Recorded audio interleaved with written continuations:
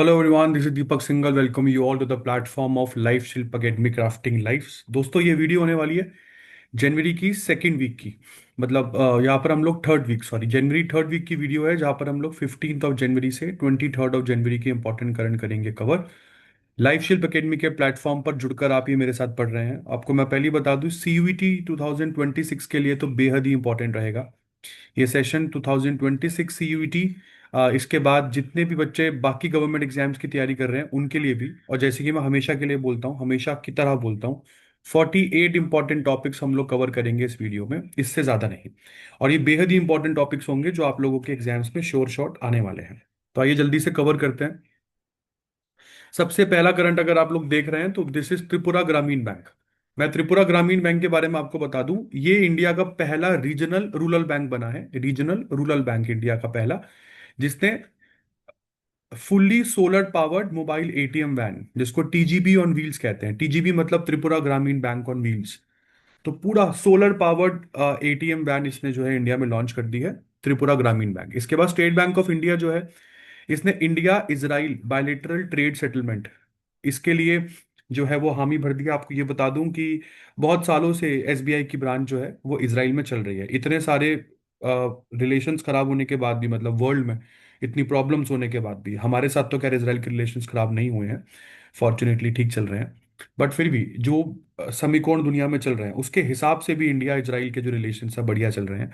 तो India Israel के बीच में जो भी ट्रेड होगा उसके लिए स्टेट बैंक ऑफ इंडिया जो है, वो स्टेट बैंक ऑफ इंडिया में या स्टेट बैंक ऑफ इंडिया की तरफ से सारे जो सेटलमेंट है इंडियन रुपीज में वो किए जाएंगे। इसके लिए एक वॉस्त्रो अकाउंट, स्पेशल रुपी वॉस्त्रो अकाउंट जो है वो यहाँ पर खोला गया है। वॉस्त्रो अकाउंट होता है वो अकाउंट जो कोई भी फॉरेन बैंक इंडियन बैंक में खुलवाता है। कोई भी फॉरेन बैंक इंडिया में किसी इंडियन बैंक में खुलवाता है उसको वॉस्त्रो अकाउंट कहता है। इसके बाद कर्नाटका की कैबिनेट ने यहाँ पर अप्रूव कर दिया है अक्का अक्का पदे अक्का पदे स्कीम। अक्का पदे स्कीम क्या है आपको बता दूं, ये डिसीजन जो कर्नाटका गवर्नमेंट ने लिया है, ये अक्का पदे स्कीम की मदद से atrocities against minor girls and women, इसको प्रिवेंट किया जाएगा। ठीक है, चाइल्ड मैरिजेस को कर्ब करने में जो है कर्नाटका की सरकार को यहाँ पर बहुत फायदा मिलेगा। ये अक्का पदे स्कीम है जो कर्नाटका के सभी 31 डिस्ट्रिक्ट्स में इंप्लीमेंट हो चुकी है। इसके बाद फ्रेंड्स, इंडिया जो है वो होस्ट करने जा रहा है, मतलब होस्ट कर चुका है 28th conference of speakers and presiding officers of Commonwealth countries.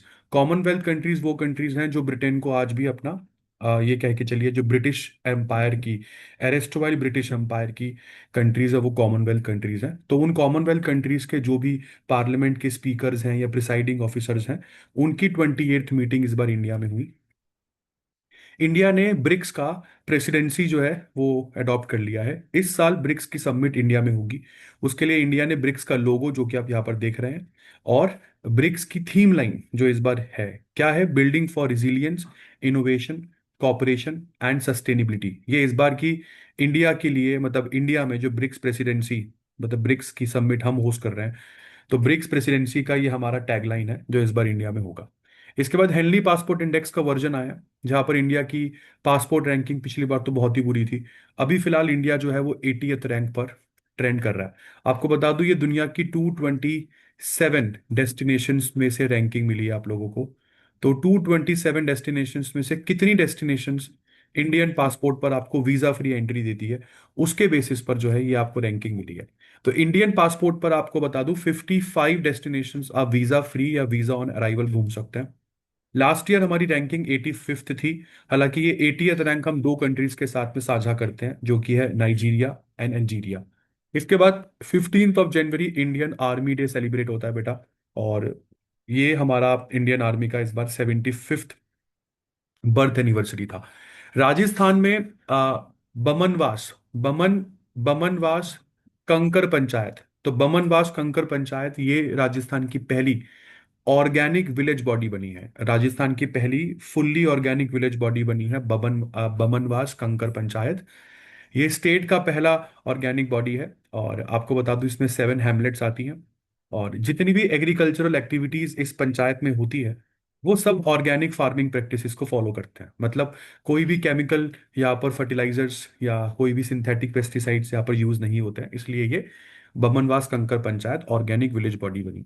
इसके बाद केरला इंडिया को लीड करता है, इंडिया में केरला लीड करता है बाकी सभी स्टेट्स में जब हम four wheeler electric vehicle adoption की बात करते हैं। ये रिपोर्ट आई है 2025 की, जिसमें बताया गया है कि केरला जो है उसका बहुत बड़ा शेयर है। अगर हम four wheeler electric vehicle adoption की बात करते हैं, सबसे ज्यादा पर्सनल ईवीज अगर कहीं पर यूज हो रहे हैं तो वो केरला में यूज हो रहे हैं। मैं पर्सनल ईवीज की बात कर रहा हूँ, मैं यहाँ पर वो कमर्शियल व्हीकल की फ्लीट की बात नहीं कर रहा हूँ, वो तो खैर हरी हरी स्टेट में आपको ज्यादा देखने को मिलेगा। बट अगर हम पर्सनल फ्लीट की बात करते हैं तो केरला इंडिया के सभी स्टेट्स में से सबसे आगे।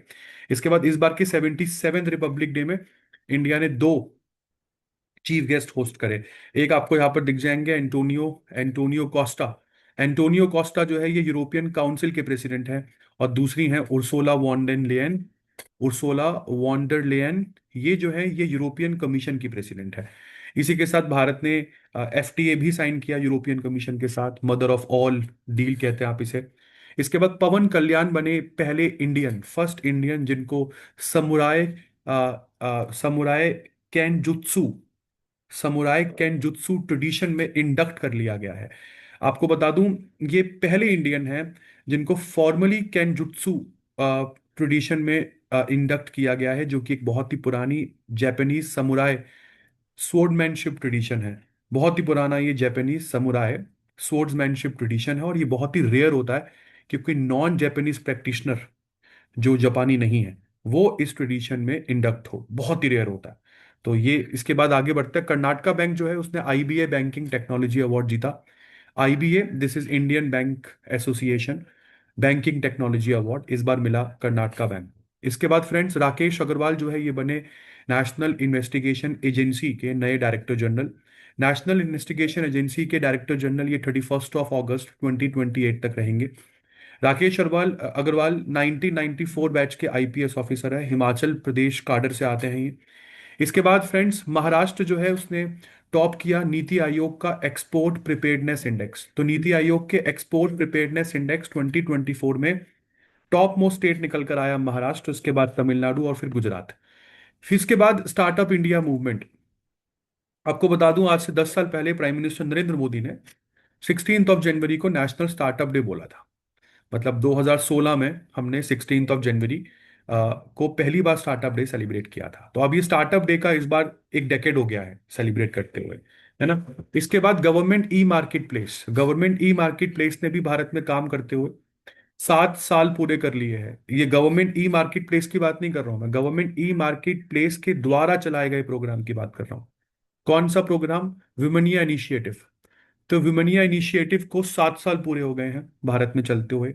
ये एक ऐसा इनिशिएटिव है जो एम करता है कि एमएसएमई एंटरप्राइजेस का पार्टिसिपेशन गवर्नमेंट पब्लिक प्रोक्योरमेंट में बढ़े, खासकर कि वो एमएसएमई जिनकी ओनर महिलाएं हैं, है ना।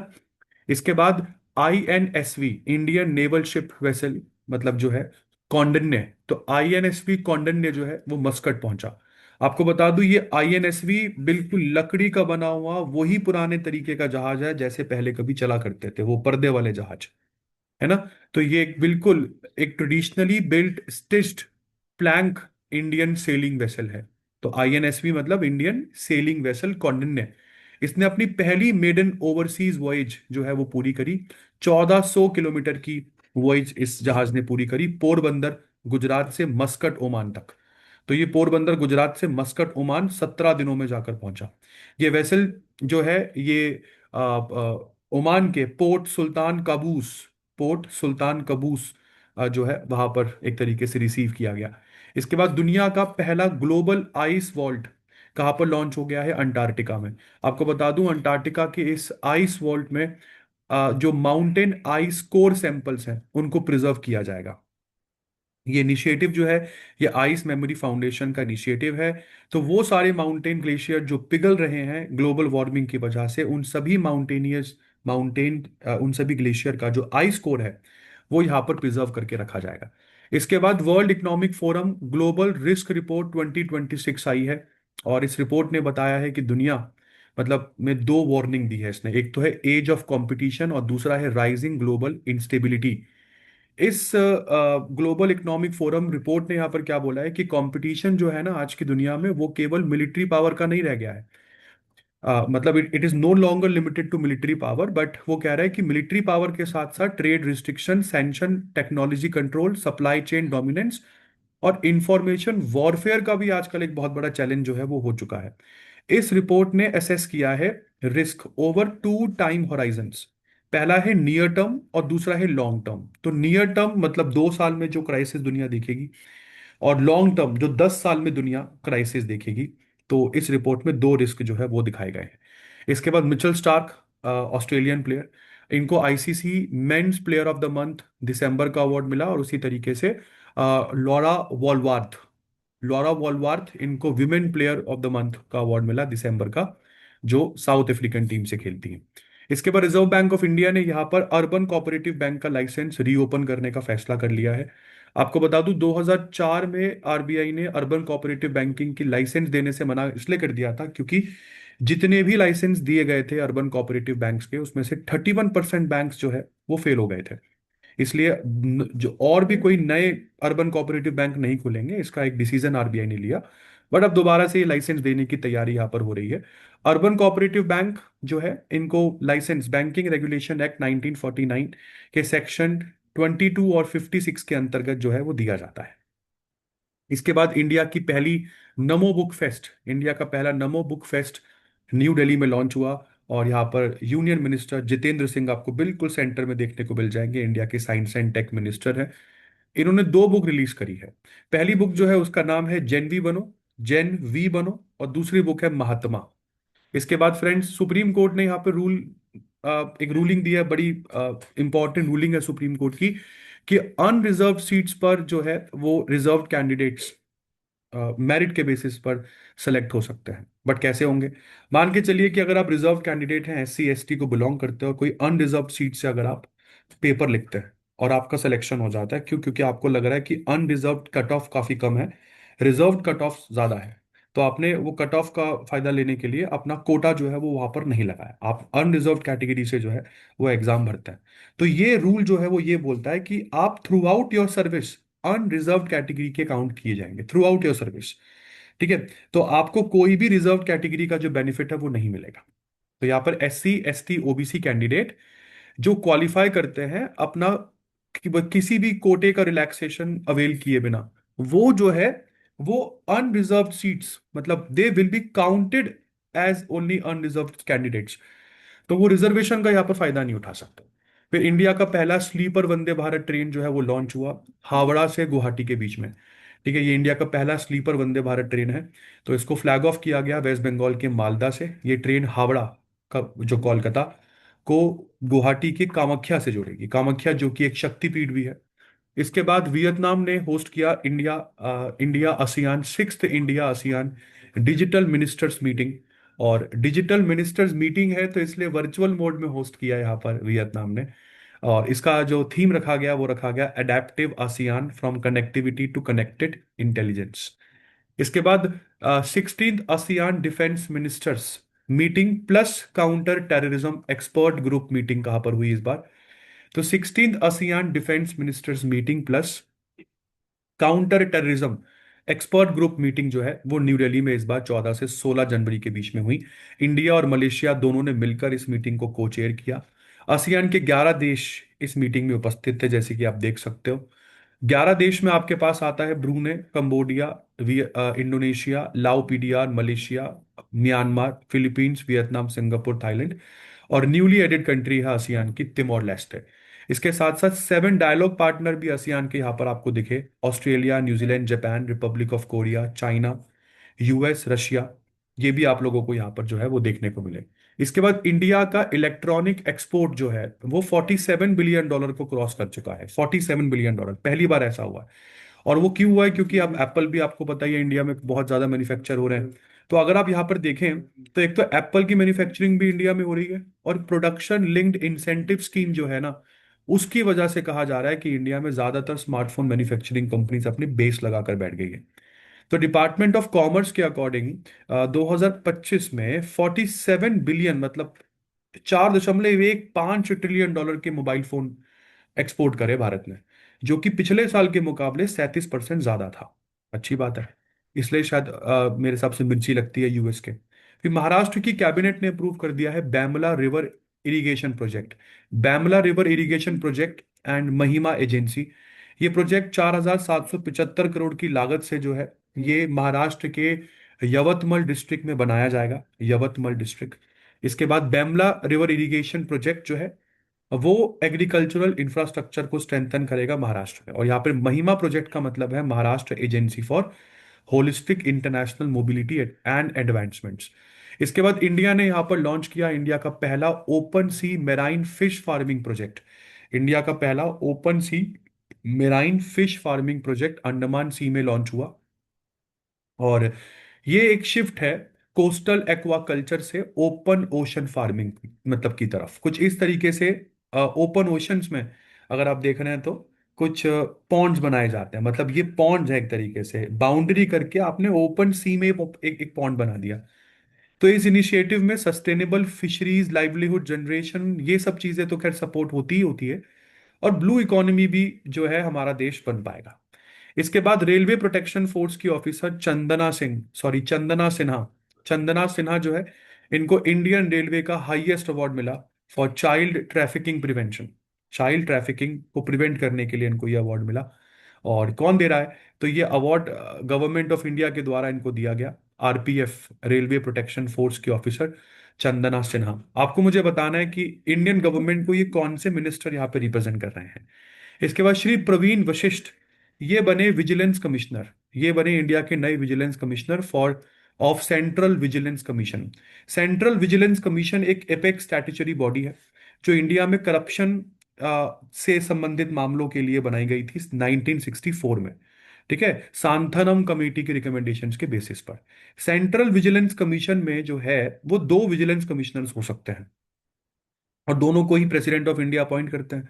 ठीक है, और जनरली किस आदमी को अपॉइंट करना है वो recommendation prime minister, union home minister और leader of opposition in Lok Sabha, ये तीनों मिलकर देंगे। तो अभी कौन बने हैं? श्री प्रवीण वशिष्ठ। 16 जनवरी को इन्होंने शपथ ली। इसके बाद दोस्तों आगे बढ़ते हैं। मोहम्मद अल जिंदानी, मोहम्मद अल जिंदानी ये बने यमन के नए प्रधानमंत्री। Mohammed Al Zindani appointed as Yemen new prime minister. Yemen India के वेस्ट में है, अरेबियन पेनिनसुला के साउथ में आता है। और इसके बाद आगे बढ़ते हैं। यमन के ये नए पीएम जो है ये कभी यमन के फॉरेन मिनिस्टर भी रह चुके हैं। इसके बाद इंडिया, श्रीलंका, मालदीव्स, तीन देशों ने मिलकर जो है एक एक्सरसाइज करी जिसका नाम रखा गया दोस्ती। ये दोस्ती 17 इसलिए है क्योंकि ये 17th एक्सरसाइज है, ट्राइलेटरल कोस्ट गार्ड एक्सरसाइज है। तो मतलब तीनों कंट्री के तटरक्षक इस एक्सरसाइज में थे, कोस्ट गार्ड्स थे। ठीक है, जैसे इंडियन कोस्ट गार्ड्स, उसके तरीके से श्रीलंकन कोस्ट गार्ड्स, और फिर Maldives national defence force. Maldives national defence force Maldives की एक तरीके से कोस्ट गार्ड है। इसके बाद इंडिया जो है एशिया मैन्युफैक्चरिंग इंडेक्स 2026 में इंडिया की रैंकिंग दोस्तों सिक्स आई। एशियन मैन्युफैक्चरिंग इंडेक्स में हमारी रैंकिंग आई सिक्स। 11 एशियन कंट्रीज में हम नंबर छठवें छठवें नंबर पर हम लोग दिखाई दिए।